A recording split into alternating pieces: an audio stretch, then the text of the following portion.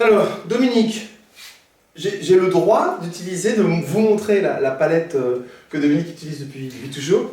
Mon petit bijou. 20 ans, je sais pas si 20 ans, des années, pas nettoyé, enfin, c'est magique, c'est vraiment magique. Il faudrait faire une vidéo que sur la palette, quasiment.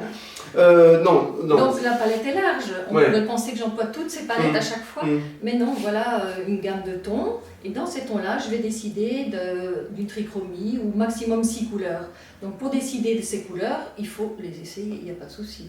Donc est-ce que le mélange que je prévois dans mon travail va me plaire ou pas? Et pour ce faire, il faut les essayer. Je vous invite à observer ça. J'ai plus rien à faire. Elle parle de Vasanto, c'est canon, on y va. Merci Dominique.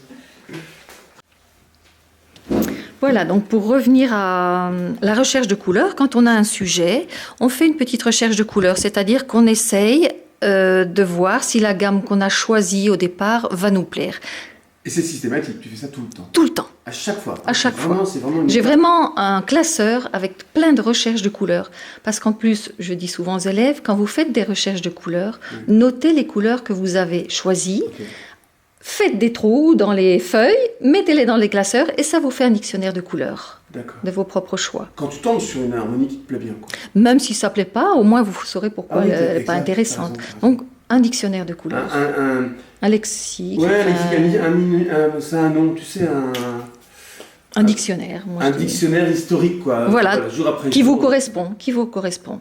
Donc, toujours faire une recherche. On ne part pas en disant, tiens, je vais faire une vague, par exemple, allez, ici. Prenons l'exemple. Voilà, l'exemple de la vague. Bon, je décide d'essayer, par exemple, de travailler avec le jaune Winsor. Et je pense, en plaçant mes couleurs dans mes recherches, au triangle des couleurs ou au cercle chromatique. Donc, je vais placer mon jaune.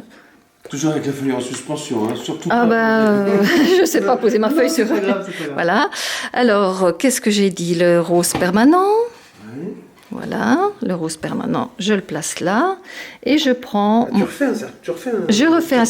Voilà, et je regarde ce que va donner cette gamme de tons. Ici, je vois que j'aurai des orangés. Est-ce qu'ils vont m'intéresser pour faire ma vague? Et j'ai mon bleu Winsor nuance vert. Magnifique déjà. Voilà. Je relie les deux. J'obtiens évidemment mon triangle de couleurs. J'aurai mes verts différents et j'aurai mes mauves. Voilà. Est-ce que tout ça m'intéressera? Ça se marie bien, quoi. Ça se marie bien. Évidemment, si je mélange au centre, qu'est-ce que je vais obtenir? Un gris coloré de la couleur dominante, le bleu, le rouge ou le jaune qui dominera dans l'intérieur du triangle des couleurs. Est-ce que ça fonctionne? Voilà, est-ce que ça fonctionne? Est-ce que ces tons-là peuvent me correspondre pour travailler une vague? Bon, peut-être, peut-être pas. Donc j'essaye alors une autre gamme. Donc là, je suis en trichromie, bien sûr. Hein. Il n'est pas interdit d'aller jusqu'à 6 couleurs. Mais on y va étape par étape. Déjà là, donc tu as choisi 3 primaires. 3 primaires. Que tu vas assembler. Voilà. Donc la gamme que j'ai choisie là est bien sûr la gamme de primaire officielle, le jaune Winsor, le rose permanent et le bleu Winsor vert qui donnent les standards. Les standards, donc voilà, on peut aller dans une autre gamme. Et là, tu te dis, est-ce que sur mon sujet des vagues, ça va caler? Est-ce que ça va me correspondre à moi? Et alors la réponse? Je chercherai encore. D'accord. Voilà. Tu n'es pas convaincu? Attendez, regardez. Donc je vais remettre un petit peu de jaune. Un peu plus loin dans ce que tu fais. Je vais un petit peu plus loin. Je remets un petit peu de rose permanent. Tu restes avec ces 3-là? Je reste avec ces 3-là, mais je vais aller créer mes mauves. Ça m'intéresse. Cette gamme-là m'intéresse. Donc pas la dominante rose, mais elle est importante pour assombrir les bleus. Elle est importante pour assombrir le jaune, mais elle ne doit pas dominer. Ça ne doit pas être les jaunes qui dominent, ni les rouges qui dominent, ça doit être cette gamme-là. Cette gamme-là m'intéresse bien pour une vague. On a les verts émeraudes, on a l'ombre de la vague, on a la limite. Voilà, nous allons maintenant chercher une autre gamme de tons. Je vais rester toujours en trichromie et je vais prendre mon orchinacridone, qu'on a déjà employé précédemment. Voilà, je le mets en haut du triangle des couleurs, c'est mon jaune. Je vais prendre mon violet dioxazine comme étant le rouge que j'ai envie d'employer dans mon travail. Voilà. Je vais relier les deux avec de l'eau propre. Ça se marie. Voilà. Ça donnera une terre de sienne, ça donnera des couleurs. Voilà. Et je vais aller prendre mon bleu Winsor rouge. Voilà, donc je vais avoir une gamme de tons, voilà, totalement différente de tout à l'heure et qui est fabuleuse aussi. Oh là là là. Voilà. Est-ce que ça peut fonctionner pour la vague? Ah, la vague. Voilà, on ne sait pas. Alors, il me faut de l'eau propre. Voilà, vous avez des beaux émeraudes. Regardez le voyage des tons. Regardez ce que tout ça peut donner. Voilà, n'hésitez pas à prendre du temps. Regardez ce que donnent les couleurs quand elles se mélangent. Ça peut très bien fonctionner aussi pour la vague. Pourquoi pas? Voilà, donc là c'était l'orchinacridone, le bleu Winsor rouge et le violet dioxazine.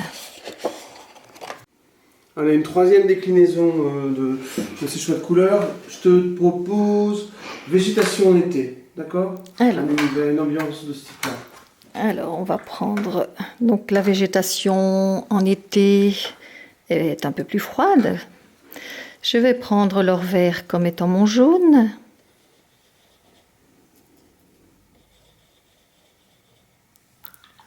Alors, je vais prendre mon bleu Winsor vert. Okay. Je relie les deux. Qu'est-ce que cela va donner? Ah, mon eau n'est pas propre. Voilà.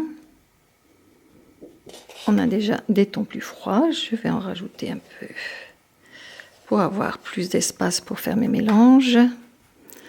Mon or vert. Et je vais mettre une petite pointe de cramoisi d'alizarine comme rouge. Et je continue à former mon triangle des couleurs.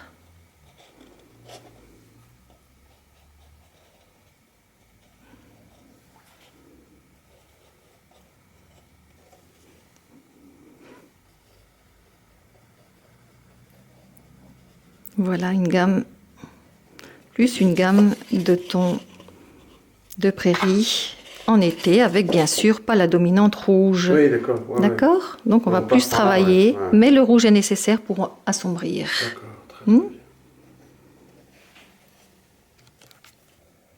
Bon, Dominique, trois belles déclinaisons. Importantes. Différentes. Donc l'importance de les faire. N'hésitez pas. De se les approprier en fait. On peut la garder, ok, et comprendre, mais ça suffit pas, je pense. Ça suffit pas. C'est jamais du temps perdu de faire des essais, de faire des recherches pour apprendre à connaître vos couleurs. Alors moi je sais tout ça, mais on n'a pas toujours le temps. Mais là, ce qui est bien, c'est que c'est préparatoire à un travail. Voilà. Tu as un projet, tu vas. Il y a le monde des bleus, il y a le monde des rouges, il y a le monde des oranges. Et on les choisit. Et on les choisit, comme ici, vous voyez la fusion. C'est beau là, waouh. C'est beau ce qui se passe. Magnifique. Il ne faut pas regarder les couleurs indépendamment, il faut regarder quand elles fusent.